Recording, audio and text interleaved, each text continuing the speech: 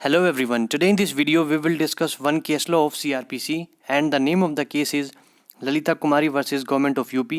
2008 का ये केस है और इस ऑर्डर को लिखा है justice BN Agarwal and justice GS Singhvi ने।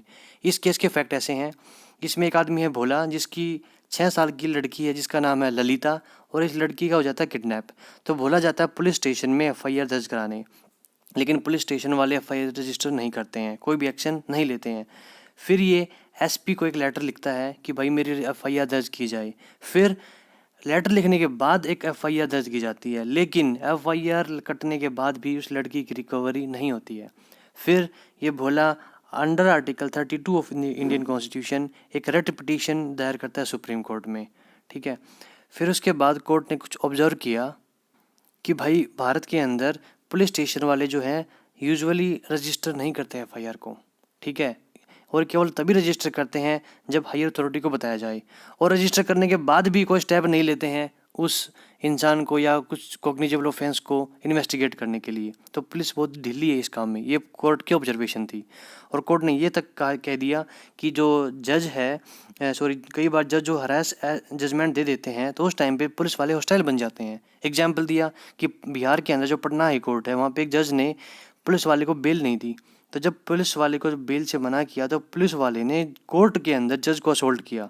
तो उसके लिए जो कोर्ट है, कोर्ट ने जितने भी पुलिस ऑफिशियल्स थे उन सभी को तो दिख रहा है पुलिस का जो रवैया है बहुत ही ज़्यादा बेकार है यहाँ पे। नेक्स्ट ऑब्जर्वेशन कोर्ट की थी कि भाई जो कंप्लेनेंट है यदि वो एक प्रैक्टिकल पर्सन है, यदि वो रिच आदमी है तो उसकी जेट स्पीड से उसकी FIR दर्ज की जाती है, इन्वेस्टिगेशन स्टार्ट होता है। यदि वो एक नॉर्मल इंसान है, ऑर्डिनरी आदमी है, गरीब आदमी है, तो उसकी जो कंप्लेनेंट जो है उसके ऊपर प्रेशर डालता है SHO, जो पुलिस ऑफिसर है, स्टेशन हाउस ऑफिसर जो है वो कि विड्रॉ कर ले अपनी कंप्लेंट को, उसके ऊपर प्रेशर डालता है, ठीक है। तो इन सभी को देखते हुए कोर्ट ने 2008 में अपनी गाइडलाइंस जारी की। तो जो उसकी पहली गाइडलाइंस थी कोर्ट की, उसने बोला कि जितने भी स्टेट के DGPs हैं और यूनियन टेरिटरीज़ के कमिश्नर हैं उनको एक लेटर दिया कि भाई जितने भी पुलिस स्टेशन है, जो भी पुलिस स्टेशन है FIR दर्ज नहीं कराएगा तो एक डायरेक्टली आप पिटीशन डालो कंसर्न मजिस्ट्रेट के पास कि हमारी FIR दर्ज कराई जाए, और FIR दर्ज होने के 24 घंटे के अंदर अंदर उस कंप्लेनेंट को एक कॉपी दे दी जाएगी, ठीक है। और ये सारा कब होगा? जब ये हमारा रिसिप्ट ऑफ ऑर्डर, जब ये जो ऑर्डर जब जो सुप्रीम कोर्ट ऑर्डर पास कर रही है, इस ऑर्डर के पास होने के बाद ऐसे ऐसे काम आप करा सकते हो। पिटीशन डालो कंसर्न्ड मजिस्ट्रेट के पास टू रजिस्टर दी FIR, ठीक है। नेक्स्ट इसकी जो डायरेक्शन थी सुप्रीम कोर्ट की वो ये थी, यदि किडनैपिंग का केस है, डकैती का केस है, तो जो स्पीड होगी वो बहुत ज़्यादा फास्ट होगी, ठीक है। किस चीज़ की स्पीड फास्ट होगी? इन्वेस्टिगेशन करने की। नेक्स्ट, एक तरह तो स्पीड तो बहुत फास्ट होगी, कई बार ये होता है ना कि स्पीड ही नहीं होती, फास्ट तो दूर की बात। तो उस टाइम पे मतलब यदि कोई FIR दर्ज नहीं करता कोई पुलिस स्टेशन, तो उस मामले में पुलिस के खिलाफ कंटेम्प्ट प्रोसीडिंग चलेंगी और स्ट्रिंजेंट पनिशमेंट दिया जाएगा पुलिस वाले को। नेक्स्ट डायरेक्शन नंबर 3, उन्होंने एक नोटिस इशू किया चीफ सेक्रेटरी, DGP और यूनियन टेरिटरीज के CP को, कमिश्नर ऑफ पुलिस को, कि भाई हम ऐसी डायरेक्शन क्यों ना इशू करें, आप एक रिस्पॉन्स दायर कीजिए विद इन 3 वीक्स। आप 3 महीने के अंदर एक ऐसा 3 वीक के अंदर एक ऐसा रिस्पॉन्स दायर कीजिए जिसमें बताइए कि हम ऐसी डायरेक्शंस क्यों ना इशू करें। और जो ये नोटिस है हम बाय फैक्स हमने कंसर्न अथॉरिटी को भेज दिया है और इस नोटिस को हमने सुप्रीम कोर्ट की वेबसाइट के ऊपर भी अपलोड कर दिया है। और जो नेक्स्ट डेट हमारी 8/8/8 मतलब 8 अगस्त 2008 को हम अब नेक्स्ट टाइम मिलते हैं। तो जब 2008 में जब नेक्स्ट इस डेट को मिलते हैं तो कोर्ट ने कुछ चीज़ ऑब्जर्व की। तो कोर्ट ने पहली चीज़ ऑब्जर्व करी कि जो भी रिस्पॉन्स आना चाहिए था सिर्फ 2 स्टेट से आया, एक UP से और एक अरुणाचल से।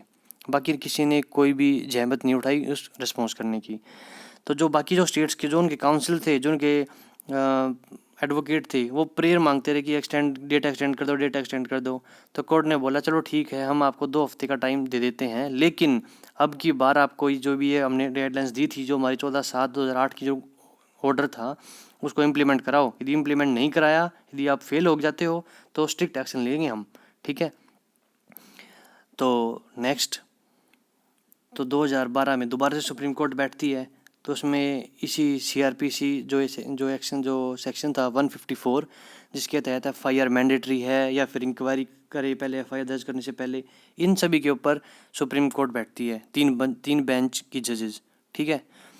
तो फिर भाई जब ये बैठते हैं तो जो जितना भी रिस्पॉन्स आया था पिछले 2008 की जो जो ऑर्डर था उसका जो रिस्पॉन्स आया था उसमें सभी का डाइवर्जेंट ओपिनियन था कि एफआईआर मैंडेटरी होनी चाहिए या नहीं होनी चाहिए, इंक्वायरी होनी चाहिए या नहीं होनी चाहिए।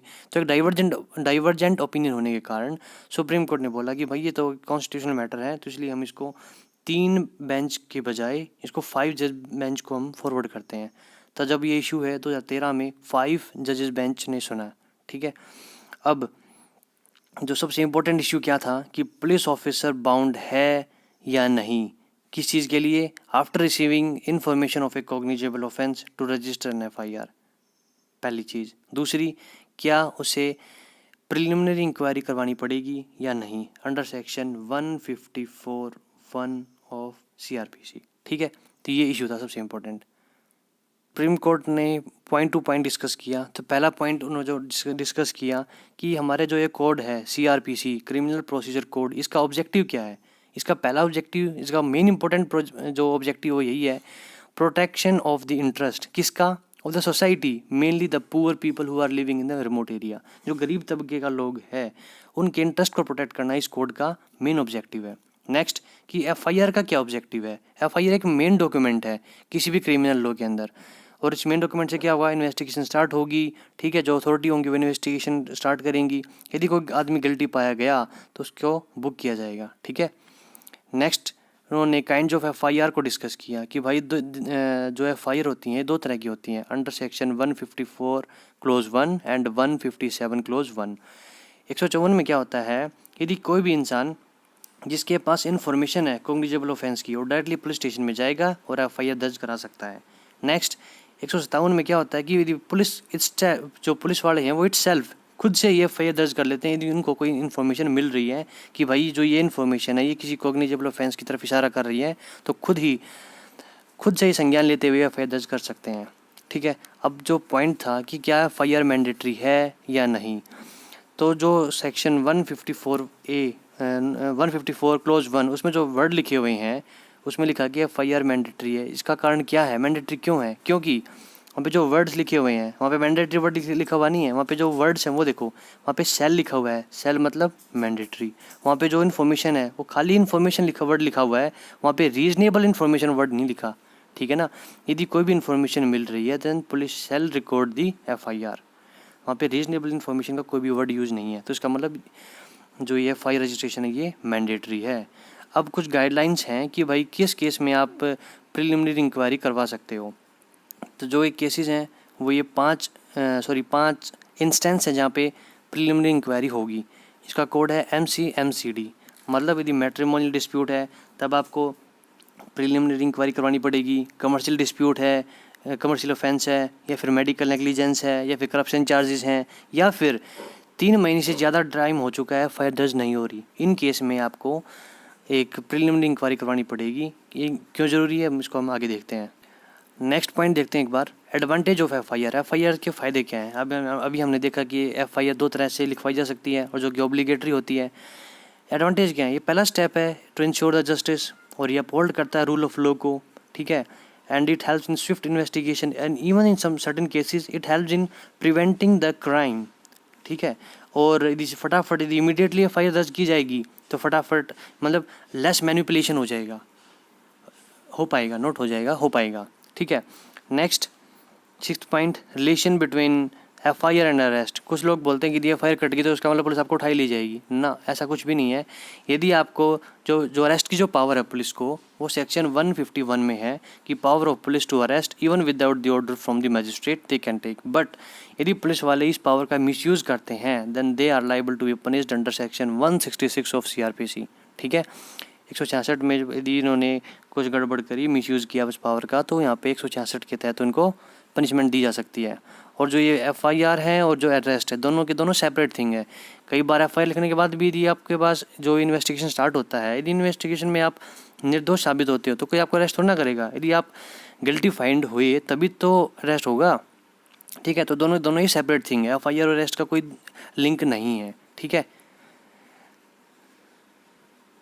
Next FIR under section 154 and article 21 का रिलेशन, कि भाई वो तो एफआईआर कटने से हमारे जो आर्टिकल 21 में जो लिबर्टी है, पर्सनल लिबर्टी, वो डिप्राइव हो रही है। तो Maneka Gandhi versus union of India case में सुप्रीम कोर्ट ने बोला कि जो लॉ है, law can deprive personal liberty, लेकिन वो लॉ कौन सा होना चाहिए, that must be reasonable from substantive and procedural aspect.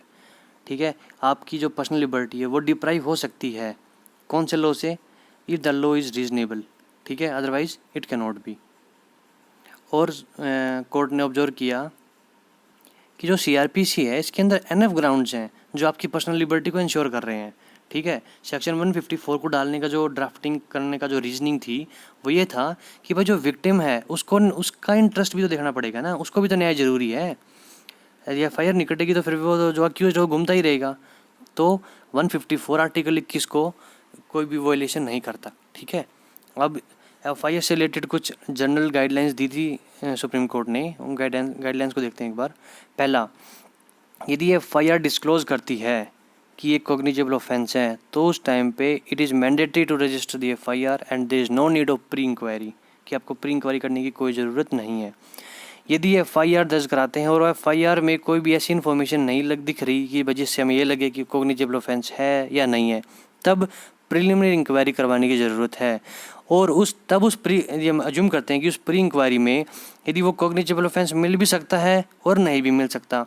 यदि वो कॉग्निजेबल ऑफेंस मिलता है तब FIR दर्ज कर ली जाएगी, और यदि नहीं मिलता है तब 7 दिन के अंदर अंदर उस कंप्लेनेंट को रीज़न के साथ बता दिया जाएगा कि भाई आपकी इन्फॉर्मेशन में ये कमी थी, ये रीजनिंग थी, इस कारण हम FIR दर्ज नहीं करेंगे। ठीक है, नेक्स्ट थर्ड, यदि आपने FIR दर्ज नहीं करी तो ये भी एक क्राइम माना जाएगा। ठीक है ना, नॉन FIR रजिस्ट्रेशन भी एक क्राइम है, इसके लिए पुलिस वाले को भुगतेगा अगला। ठीक है, नेक्स्ट जो ये हमें प्री इंक्वायरी कर रहे हैं, इंक्वायरी होगी या कब होगी, 2 कंडीशन में हमने पढ़ लिया। कॉग्निजेबल ऑफेंस में यदि कॉग्निजेबल ऑफेंस है तो MC MCD, matrimonial, corruption, commercial और मेडिकल नेग्लिजेंस और डिले फॉर द 3 मंथ्स। ठीक है, अब जो ये इंक्वायरी कर रहे हैं इसका फ़ायदा क्या है, प्री इंक्वायरी का क्या फ़ायदा है? इसके 2 फ़ायदे हैं। पहला, जो विक्टिम है उसका, क्योंकि कई बार ये होता है ना कि कई बार झूठी FIR भी दर्ज की जाती है, झूठी FIR भी कट जाती है, झूठी इन्फॉर्मेशन भी दे दी जाती है। यदि विक्टिम है तो उसको पूरा न्याय मिले, यदि वो रियलिटी अक्यूज्ड है तो छोटे ना, पूरी इंक्वायरी होगी तो दोनों पक्ष को देखना बहुत ज़रूरी है, अक्यूज्ड के राइट्स भी और विक्टिम को भी। यदि सच में यदि किसी पर्सन ने कोई गलत काम किया है तो उसको सज़ा भी ज़रूरी मिलनी चाहिए, यदि किसी ने नहीं किया, झूठी इन्फॉर्मेशन है तो बचना भी चाहिए। ठीक है ना, तो दोनों इसकी इसलिए प्री इंक्वायरी ज़रूरी होती है, दोषी छोटे ना और निर्दोष को सजा ना हो, इसीलिए। पर्पज़ हमने देख लिया, not to test the veracity, सच्चा है झूठा वो नहीं है, कल ये देखना है कि कॉग्निजेबल ऑफेंस बनता है उस इन्फॉर्मेशन से या नहीं बनता। बाकी यदि वो जो भी उसके इन्वेस्टिगेशन के बाद पता चलेगा कि उसको क्या सज़ा दी जाएगी, सच्चा है झूठा, वो बाद में चेक होगा, लेकिन पहले ये देखा जाएगा कि उस इन्फॉर्मेशन से कॉग्निजेबल ऑफेंस बनता है या नहीं बनता। ठीक है, नेक्स्ट, सुप्रीम कोर्ट ने जो बोला था कि भाई जो ये गाइडलाइंस होंगी FIR दर्ज करने की, ये 7 डेज़ के अंदर अंदर इंक्वायरी कराओ और अपना FIR दर्ज कराओ। तो 2014 में इन्होंने बोल दिया कि ठीक है 7 दिन थोड़े कम हैं, आप 15 दिन का टाइम लो, आप इंक्वायरी कराओ और करो ये काम। ठीक है, और आपको एक डेली डायरी मेंटेन करनी पड़ेगी जिसके अंदर आपको कॉग्निजेबल ऑफेंस का एक रजिस्टर मेंटेन करना पड़ेगा, जिसमें आपको डिसीजन, भाई ये केस आया, ये डिसीजन दिया हमने, यदि FIR दर्ज नहीं करी तो लिखो कि हमने क्यों नहीं करी, प्रॉपर रीजनिंग दो। तो कंक्लूजन में हम ये बोल सकते हैं कि भाई FIR जो है मैंडेटरी है यदि कॉग्निजेबल ऑफेंस है, और यदि फॉल्स इन्फॉर्मेशन यदि किसी आदमी ने दे दी है तो उसके खिलाफ एक्शन भी बनता है। ठीक है ना, तो इस केस में इतना ही है। Thank you, see in the next.